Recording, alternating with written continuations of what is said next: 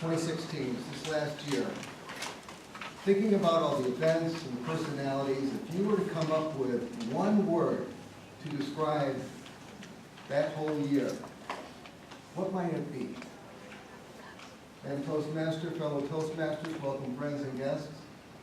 Well, the editors of the Merriam-Webster Online Dictionary, they came up with their word here. It was based on the highest volume of inquiries, and it was for the word surreal, which is defined as an intense, irrational reality of a dream.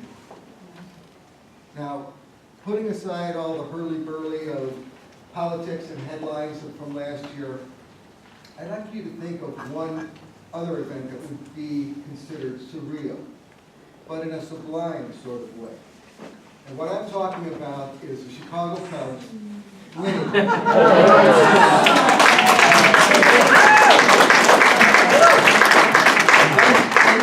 ending over a century of not having been there. And in the process, vanquishing that most malicious, malingering moniker of mediocrity, that of the lovable losers. Now, to be fair, the Cubs kind of earned a little bit of that reputation over the years. They had great support from the city, but they had so many high hopes, but self-induced flops. So it was very interesting to see what they did last year, and we're going to examine that. Okay, what did they do? Sure, they had the pitching, they had the bats, they had the fielding, they had the speed, they had a savvy skipper, and a front office that was going to do anything to help them get to their goal. But I believe there were three qualities that they had that made a difference last year than in any other. The first, and I'm going to tell you this quality, I'm going to borrow from a 1950s musical about baseball called Damn Yankees, and it was, you gotta have heart. And the Cubs did have heart. Their teamwork played with a lot of heart. Because you do not come back from 3 elimination games, straight elimination games in a row without it. Secondly, you have to believe. And that's kind of tough for the Cubs, given their reputation as world-class chokers. But you do not come back from 3 straight elimination games without it. Oh yeah, there were a lot of nail-biting moments up until the last out of Game 7. But that's where the word persistent comes in. Because you don't come back from 3 elimination games without it. Now, we all know that baseball is filled with cliches.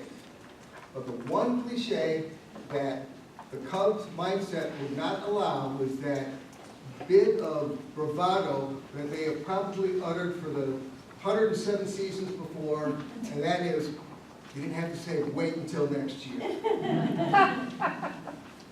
So that's how persistence, heart, and belief help the Cubs in a team dynamic. And you may wonder, so, okay, I can see how that works for a team, but how might it work for an individual whose psyche may be tattooed with that whole lovable loser quality?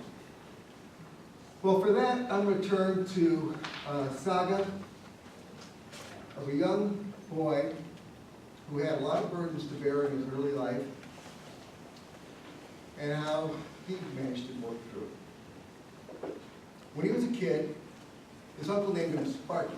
It was named after a cartoon force named Spark Plug. And when he was young, Sparky had a little bit of promise, and when he got to grade school, they put him up 2 grades. But because he was the smallest kid in his class, he soon became very, very shy, very withdrawn. In no time at all, school was not doing a favor to Sparky.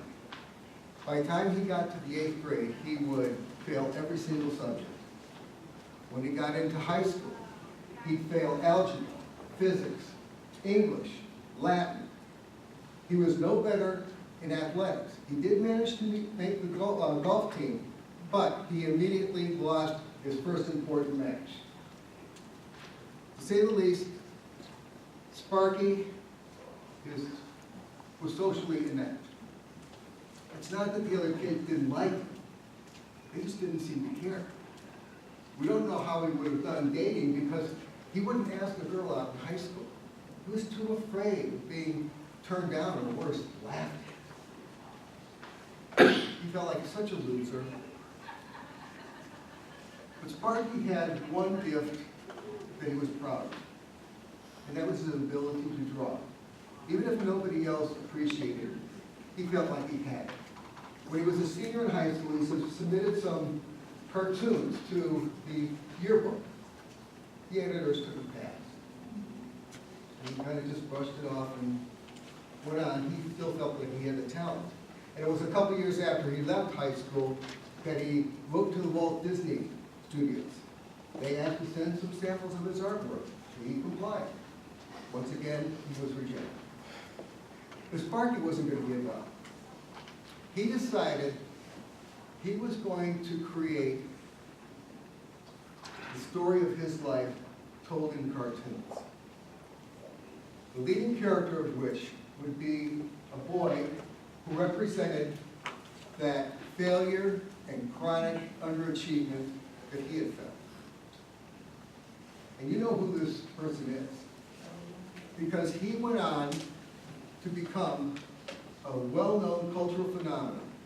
And he was drawn 68 years ago, and today he still lives in the hearts of many people because he has touched their feelings of their own personal humiliation, their own loss, and many of these people, this character still lives inside them.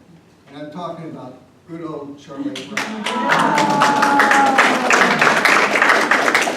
Sparky grew up from the famous cartoonist Charles Schulz.